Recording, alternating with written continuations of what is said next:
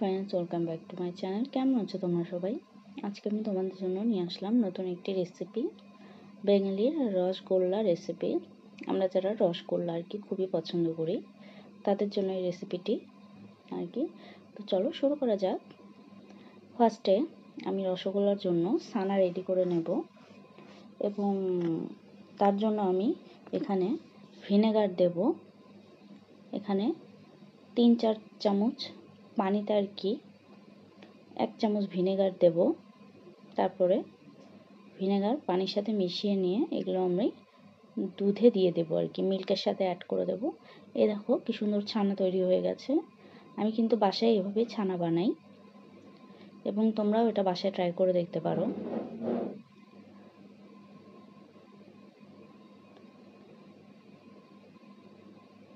তারপর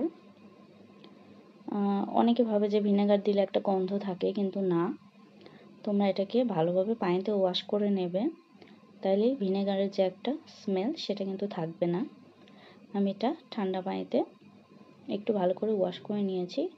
ওয়াশ করে একটা আর কি সুতি ন্যাকড়াতে কিন্তু এই ছানাটা আমি ছেঁকে নিয়েছি।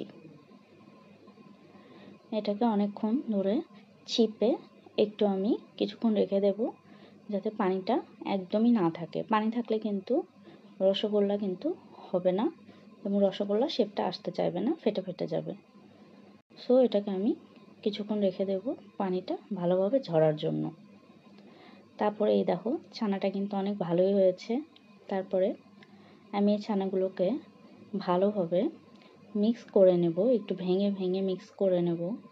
যত এটাকে তোমরা ডলবে হাত দিয়ে এবং যত ডলবে ততই মানে রসগোল্লার শেপটা ভালো আসবে। তারপরে আমি এটাকে অনেকক্ষণ ধরে ছানাটাকে আর কি মিক্স করব আর কি, অনেকক্ষণ ধরে মথে নেব, যাতে রসগোল্লাটা খুব ভালো একটা শেপ আসে, যাতে ফেটে ফেটে না যায় আর কি।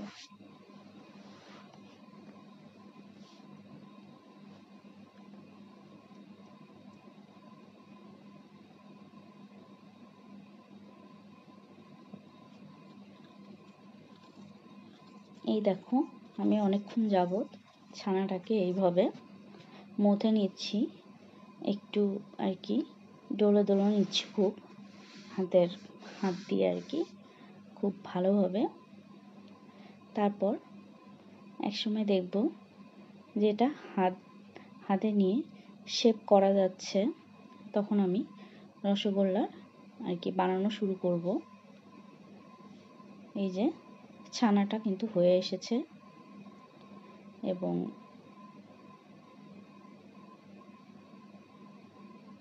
এই যে এইভাবে আমরা চেক করে নিতে পারি যে কেমন আসবে। এই যে তারপর আমি রসগোল্লাটাকে শেপ করব। এই যে সুন্দর সুন্দর রসগোল্লা হচ্ছে আর কি, তার মানে আমাদের ডলা একদমই ঠিক আছে। এই দেখো একটু তেলের মতো হয়েছে আর কি, তেলে হয়েছে। তারপরে আমি সবগুলো রসগোল্লা বানিয়ে ফেলবো।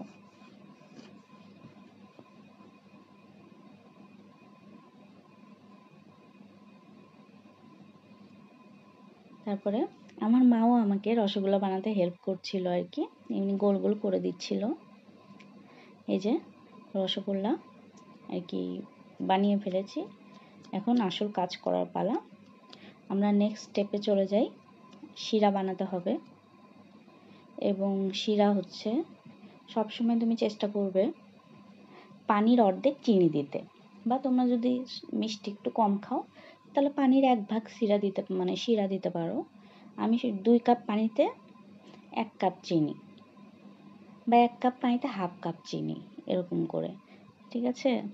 এই যে আমি এখানে 4 কাপ পানি দিয়েছি এবং 2 কাপ চিনি দিয়েছি, যেহেতু একদম হাফ হাফ করে।